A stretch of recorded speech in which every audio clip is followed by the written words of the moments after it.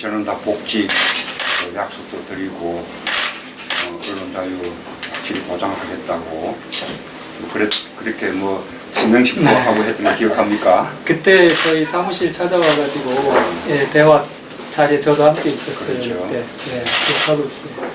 예. 벌써 이제 5년은 가까이 되거든요. 그러네요. 그때 그 약속을 못 지켜서 예. 오늘 내내 고생하시니까. 예.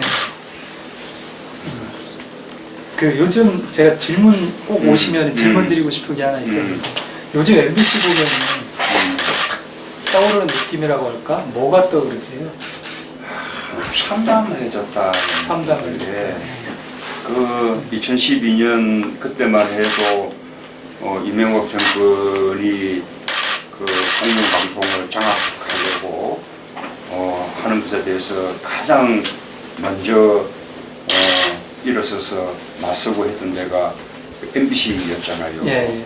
그때 MBC는 그냥 공영방송으로서 그 정신이 정말로 살아있었는데 그때 그 언론 자유를 수호하려던 그 자리 정신 같은 게 다 사라지고 그 이후에 지금까지 정말로 그 정권의 홍보 방송 역할만 했죠. 지금도 박근혜 최순실 게이트에 대해서 제대로 보도조차 못하고 있지 않습니까? 아마 그 시기에 그 MBC에서 그 언론 자유 수호에 앞장섰던 아마 기자들이 지금 MBC의 현실을 보면 다들 막 눈물이 날 것 같아요. 저는 그 외부에서 이제 보통 볼 때 MBC를 몰락한 왕국이다. 네, 예전에 뭐 신뢰도도 뉴스 신뢰도 1등, 드라마 왕국 이런 얘기 있었어요. 지금 이제 완전 몰락한 왕국이다 이런 얘기들 많이 하는데요. 저는 요즘 MBC를 보면 아우슈비츠 수용소다라는 생각이 들어요. 네. 이제 외부에서 보는 시각에서는 단순한 그 몰락한 왕국인데 내부 사람들이 볼 때는 여긴 아우슈비츠 수용소다. 이 수용소 내에서는 어떠한 저항도 사실상 소용이 없거든요. 왜냐하면 바로 저항을 하면 그 순간에 사실상 이렇게 처벌을 받는. 네. 저항조차도 사실상 불가능한 조직이 돼버렸다. 네. 그 정도로 지금 현재 MBC라는 그리고 뭐 MBC뿐만 아니라 KBS나 YTN 공영방송들이 다 마찬가지일 겁니다. 네. 그래서 외부에서 지금 뭐 기레기네, 뭐 엠빙신이라고 욕하잖아요. 그건 뭐 맞는 그 욕이라고 하는 건 뭐 당연한 건데 또 한편으로는 지금 현재 그 MBC 사람들에게 필요한 것은 아우슈비츠 수용소에 있는 사람들한테 아무리 저항하라고 해도 사실 별 의미가 없거든요. 네. 거기에 이제 어떻게 보면 외부의 도움들이 많이 필요한 거죠.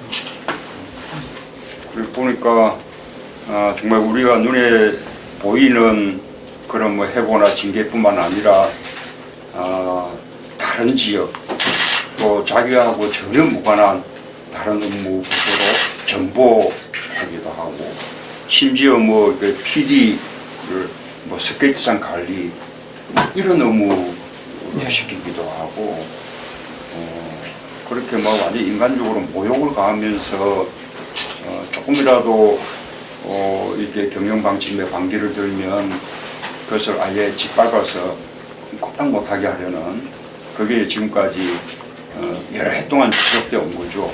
그러니 이제 방금 말씀하신 대로 지금 MBC를 비롯한 공영방송들이 정말로 참담하게 지금 무너져 있는 건데 그래서 첫째로는 그 2012년도 그때 언론 때 해직됐던 분들 또 그 이후에도 박근혜 정부 들어서도 또 이제 불이익을 받았던 많은 언론인들이 있는데 이분들을 즉각적으로 원상 회복하고 또 명예도 회복시키고 보상도 제대로 하고 또 그렇게 언론을 이렇게 탄압하고 장악하려고 했던 그 자들 그런 세력들 또 거기에 앞장섰던 앞제비들 요즘 뭐 언론 노조에서는 부역자라고 표현하던데 그런 사람들에 대해서 좀 철저하게 좀 책임을 묻고 그 진상을 규명하기도 하고 좀 다시는 그런 일이 일어나지 않도록 공영방송의 그 지배구조를 개선하는 그런 법적인 장치도 좀 확실하게 좀 제도화 할 필요가 있을 것 같습니다. 지금 말씀하신 그 공영방송 지배구조 개선인데요. 지금이 사실은 좀 타이밍이 아닌가 싶어요. 어떻게 보면 지금이 이제 권력의 과도기잖아요. 그렇기 때문에 여도 야도 어느 특정한 한쪽이 장악할 수 없는 이제 그러한 어떤 지배구조 개선이라고 하는 게 지금 시급히 이루어져야 되지 않느냐 생각하거든요. 그걸 통해서 이제 지금 현재 그 MBC나 KBS의 문제를 빨리 지금 고치지 않으면 사실상 뭐 다음에 누가 권력을 잡을지 모르겠지만요. 야당이 설령 권력을 잡는다고 해도 그 권력을 잡은 사람들이 공영방송을 다시 바꾸기까지 제가 볼 때는 앞으로도 유언합니다. 아마 지금 MBC를 예를 들자면 현재 구성되어 있는 박문진 이사들 임기가 2017년 8월까지예요. 그러면 그분들이 내년 2월에 사장을 새로 뽑습니다. 그럼 새로 뽑은 사장이 3년 임기를 가잖아요. 그러려면 이 박문진 이사들을 또 바꿔야 새로운 사장을 임명할 수 있는데 이 이사들 바꾸고 그분이 새로 임명된 사람 얼마 되지도 않은 사람은 어떻게 보면 쫓아내야 되는 그런 상황이 되니까 굉장히 복잡해져요. 그러면 MBC 문제 같은 경우에는 설령 내년에 야당이 집권을 한다고 해도 권력이 바뀐다고 해도 당분간 몇 년간은 전혀 변화가 없을 수 있는 저는 그런 상황이 지속된다고 봐요. 그래서 제가 제안한 것이 지금 이제 촛불 민심이 요구하는 이런 이제 적폐에 대한 대청소 속에는 이런 언론을 탄압하고 장악하는 이 쪽에서 생겨난 적폐들에 대한 이렇게 청산 요구도 좀 담겨 있는 것이거든요.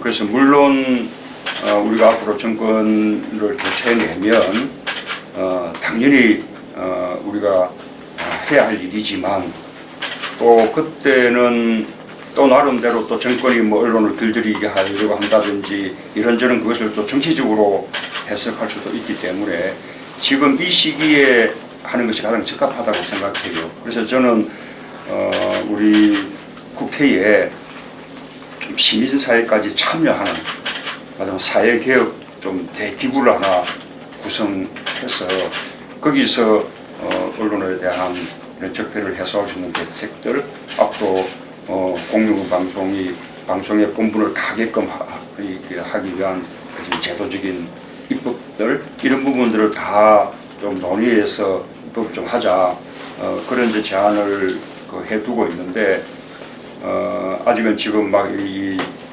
청문회 뭐 이런 거 하고 있는 중이어서 국회가 거기까지 지금 힘을 쏟지는 못하고 있는 상황이네요. 지속적으로 그렇게 노력을 하겠습니다. 뿐만 아니라 또 하나 차제에 조금 꼭 해야 될 일이 지금 1심, 2심 승소했는데 회사가 상고해서 지금 대법원에 가서 오랫동안 지금 사건이 계류되어 있는 바람에 1, 2심에서 승소하고서도 지금 복직을 못하고 있는 거 아니에요? 예.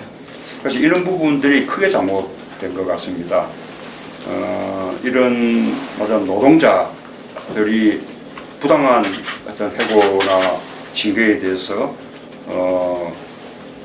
법적인 쟁송을 할 경우에 예를 들면 노동위원회 판정이든 또는 민사법원에서 해고 무효 이런 판결이든 또는 행정법원에서 판결이든 어쨌든 하급심에서 노동자가 승소하면 하급심에서 해고나 징계가 부당하다고 판정이 되면 그 뒤에 회사가 상소를 하더라도 그 하급심의 판결이 우선 집행되도록 그렇게 하는 법적인 그 제도가 필요하다 생각해요. 제가 지난번 2012년 대선 때 저는 이전 부분도 공약을 했었는데 제가 여세스만 혼이키는 바람에 아직까지 못하고 있거든요. 사실 그게 저희 MBC 지금 MBC에는 단협이 없거든요. 근데 단체 협약에 그 조항이 있어요.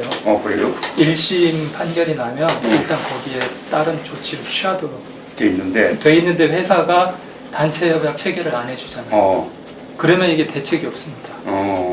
그래서 MBC는 이제 무단협 상황이 한 5년 정도 돼요. 과거 단에도 있었는데 예. 그 뒤에 협약 기간이 만료가 되고 예. 그 뒤에 다시 또 갱신 체계를 안 했군요. 예, 안 해주는 거예요. 왜냐하면 단체 협약에 이 공정방송 조항이 있어요. 노동조합에서 회사가 공정방송에 위배되는 행위를 했을 때 그 노조에서 회사 측에 징계를 요구할 수 있는 강력한 조항이 있었거든요. 이 조항을 없애기 위해서 회사가 단체 협약 체계를 안 해줘버리는 거예요. 그러면서 이제 모든 단체 협약 자체가 무효가 돼버린 거죠 지금. 그러니까 이게 법적으로 어떻게 강제를 할 수 없으니까. 예. 그러니까 예를 들어 단체 협약이 그 서로 협상에 의해서 타결이 안 되면 기존의 단체 협약으로 일단은 계속 유지를 하든지. 그래요. 예, 뭔가 이런 게 있어야 되는데 네, 그것도 이것도 이제 법적으로 보면 네. 허점이죠. 예. 예. 그런 거 저런 거 다 하려면 우리 이 기자님이 빨리 건강을 회복해가지고 예. 이제 거의 다 되는 것까지 다 보셔야죠. 아 그럼요. 저는 저 이번 같이 내야 돼.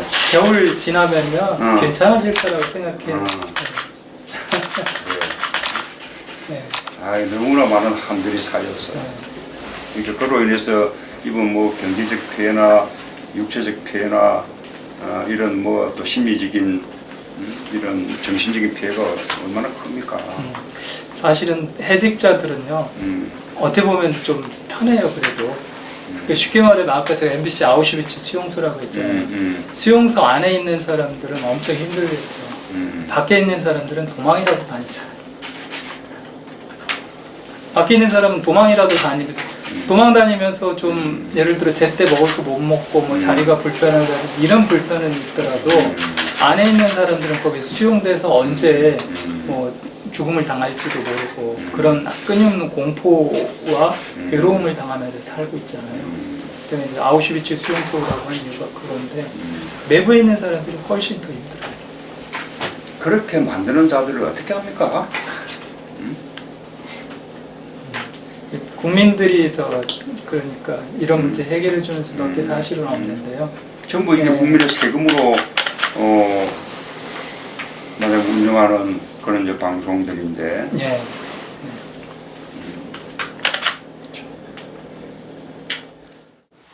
언론 자유도 사실 양극화돼 있어요.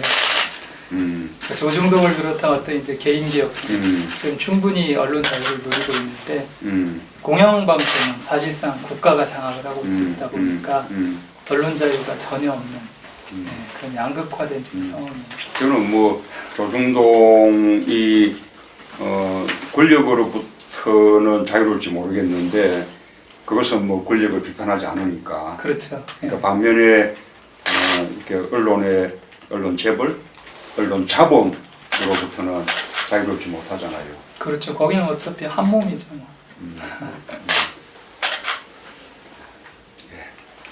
사실 참여정부 때는 언론 자유 저희가 정부로부터 많이 노렸었죠. 저도 그 당시에 한참 기자로서 현역에서 이제 뛰었으니까요. 그때 그 르몽드 집 편집장 이런 분들이 와가지고 원래 언론 자유는 이제 정치 권력으로부터의 자유만 이야기하는데 정말 어려운 부분은 그것보다 언론 자본으로부터 자유, 경영으로부터 자유 이게 어려운 거다라는 이야기를 한 적이 있었거든요. 그래서 그래도 적어도 김대중 노무현 정부 때는 이제 권력으로부터의 자유만큼은 이제는 좀 확실히 보장됐다 그렇게 우리가 이제 믿었었는데 그것마저 다 거꾸로 가버렸으니까 예. 참 안타깝고 우리가 해야 될 과제가 하여튼 굉장히 많다고 물론 조금 책임감을 느낍니다.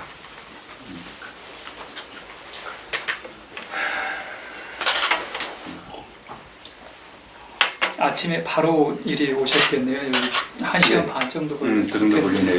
예. 예.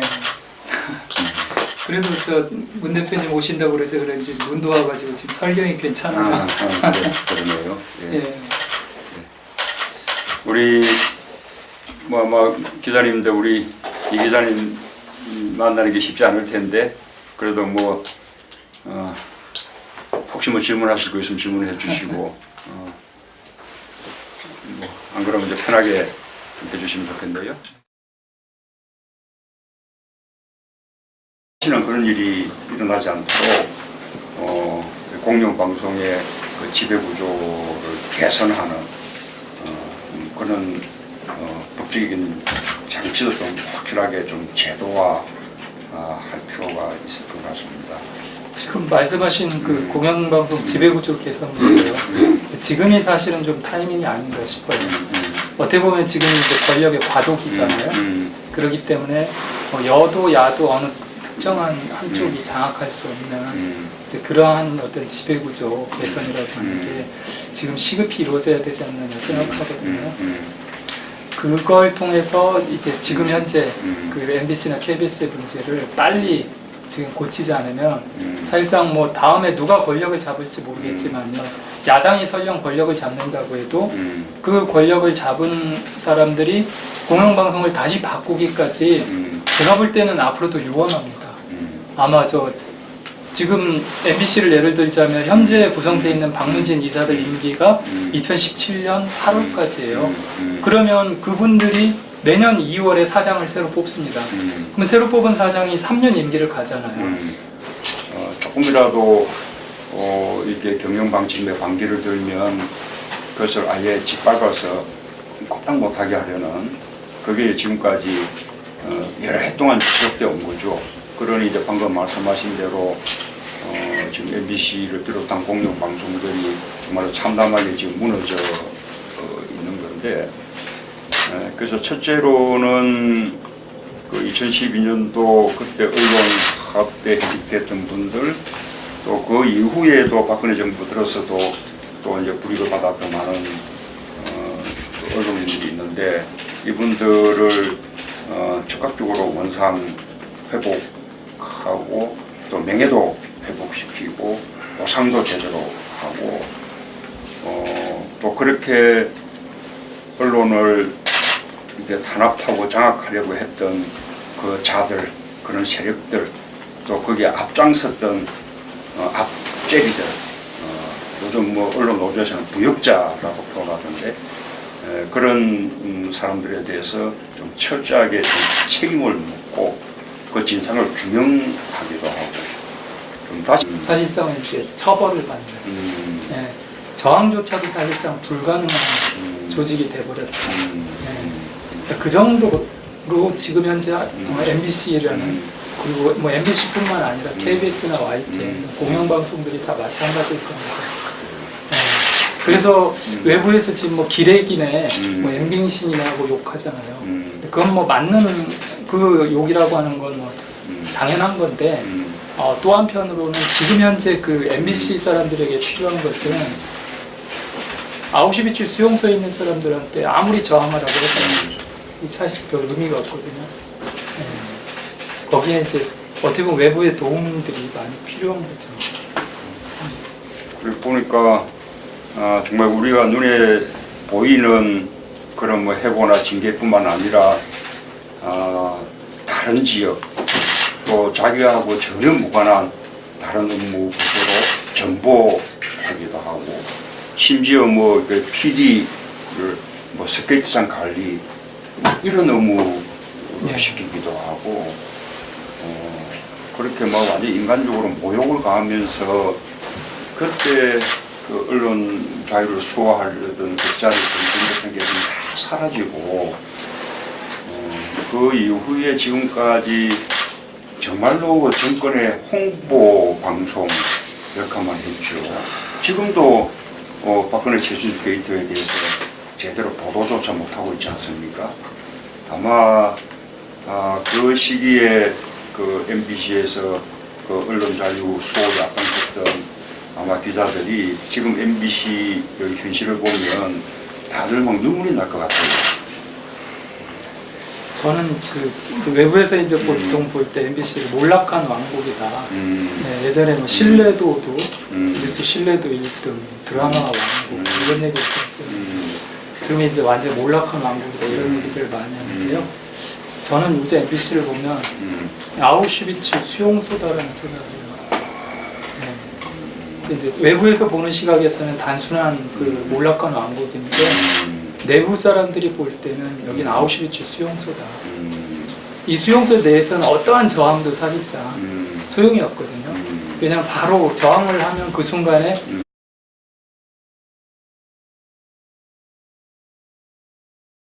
저는 다 복직 약속도 드리고 언론 자유 확실히 보장하겠다고 그렇게 뭐 서명식도 하고 했던 거 기억합니까? 그때 저희 사무실 찾아와가지고 예, 대화 자리에 저도 함께 있었어요. 그렇죠. 그때 예, 기억하고 있어요. 예, 에휴, 벌써 이제 5년은 가까이 되거든요. 그러네요. 그때 그 약속을 못 지켜서 예. 5년 내내 고생하시니까 예. 그 요즘 제가 질문 꼭 오시면 질문 드리고 싶은 게 하나 있었는데 요즘 MBC 보면은 떠오르는 느낌이라고 할까? 뭐가 떠오르세요? 참담해졌다. 참담해졌다.